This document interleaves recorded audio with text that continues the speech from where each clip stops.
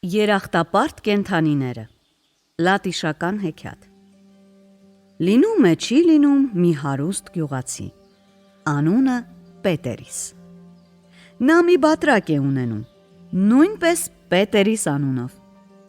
Որպեսզի նրանց չշփոթեն իրար հետ, մարդիկ հարուստին անվանում էին Մեծ Պետերիս, իսկ բատրակին Փոքր Պետերիս։ Մոտ 10 տարի բատրակը հավատարմությամբ ծառայում է տիրոջը, բայց ոչ մի կոպեկ դեռ ստացած չի լինում։ Դրա համար էլ Փոքր Պետերիսը տիրոջը դատի է տալիս։ Դատարանը չի կարողանում հաշտեցնել նրանց, և գործը ընկնում է ուրիշ դատարան, այնտեղից էլ ավելի բարձր դատարան, մինչև որ հասնում է թագավորին։ Եվ ահա թագավորը նշանակում է դատի օրը։ Նշանակված օրը, վաղ առավոտյան, երկու Պետերիսներն էլ ճանապարհ են ընկնում դեպի մայրաքաղաք։ Մի քիչ գնում են նրանք, մեկ էլ Փոքր Պետերիսը ճանապարհի մեջտեղին մի մրջյուն է տեսնում։ Քիչ էր մնում նա տրորեր մրջյունին, բայց մրջյունը աղաչում է. «Խղճա ինձ, մի տրորիր, ես քեզ երախտապարտ կլինեմ դրա համար»։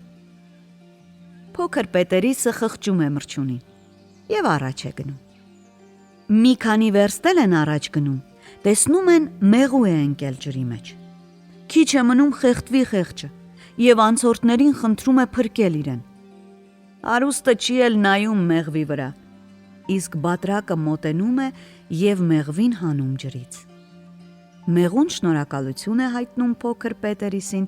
և խոստանում օգնել նրան դժբախտության պահին։ Կեսօրին Մեծ Պետերիսը նստում է ճանապարհի եզրին և սկսում է հաց ուտել։ Փոքրը նույնպես սովածանում է, բայց ուտելու բան չի ունենում։ Հանկարծ ծառի վրա տեսնում է մի աղավնու, վերցնում է փայտը և ուզում է սպանել նրան։ Բայց աղավնին այնպես է աղաչում խնայել իրեն, որ Փոքր Պետերիսը խղճում է նրան։ Հարուստը կշտանում է և նրանք շարունակում են ճանապարհը։ Վերջապես գալիս են թագավորի մոտ։ Թագավորն իսկույն կանչում է նրանց և հրամայում ասել իրենց բողոքը։ Հարուստը տեսնում է, որ բատրակը պիտի շահի գործը, և թագավորին ասում է, թե իբր Փոքր Պետերիսը պարծեցել է 2 րոպեում կալսել թագավորի կալատան ցորենը։ Թագավորը հավատում է, հրամայում է բատրակին գցել կալատուն և դռները փակել։ Շատ է տխրում Փոքր Պետերիսը, չի իմանում ինչ անի։ Հանկարծ նրա մոտ է սողում նույն այն մրջյունը, որին Պետերիսը խղճացել էր և հարցնում է, թե ինչու է տխուր։ «Հապա ինչ անեմ, որ տխուր չլինեմ», պատասխանում է Փոքր Պետերիսը։ «Թագավորը հրամայել է կալսել այս ամբողջ ցորենը։ Եթե թագավորի կամքը չկատարեմ, վայն եկել է ինձ տարել»։ «Մի տխրիր», ասում է մրջյունը, «ես քեզ կօգնեմ։ Դու հանգիստ պառկիր քնիր և ոչ մի բանի մասին մի մտածիր»։ Բատրակը պառկում է և քնում։ Մինչ նա քնած է լինում, կալատուն են լցվում անհամար մրջյուններ, ցորենի հատիկները հանում են հասկերից, լցնում պարկերի մեջ, իսկ ծղոտը տանում են մարակ։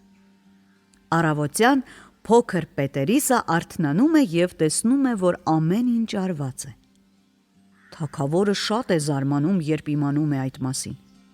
բայց Մեծ Պետերիսը նորից է թագավորին ասում, իբր բատրակը պարծեցել է գետի վրա կառուցել մեղրամոմե կամուրջ, այնպիսին, որ թագավորն իր կառքով կարող է անցնել այդ կամուրջով։ Նորից հավատում է թագավորը հարուստին և Փոքր Պետերիսին հրամայում է մինչև կեսօր կառուցել այդ կամուրջը, դե եթե իհարկե չի ուզում զրկվել գլխից։ Տխրում է Փոքր Պետերիսը, գալիս է նստում է գետի ափին և չի իմանում ինչ անի։ Հանկարծ նրա մոտ է թռչում այն նույն մեղուն, որին նա հանել էր ջրից։ Հարցնում է. «Ինչու ես տխուր»։ «Հապա ինչ անեմ, որ տխուր չլինեմ», պատասխանում է նա։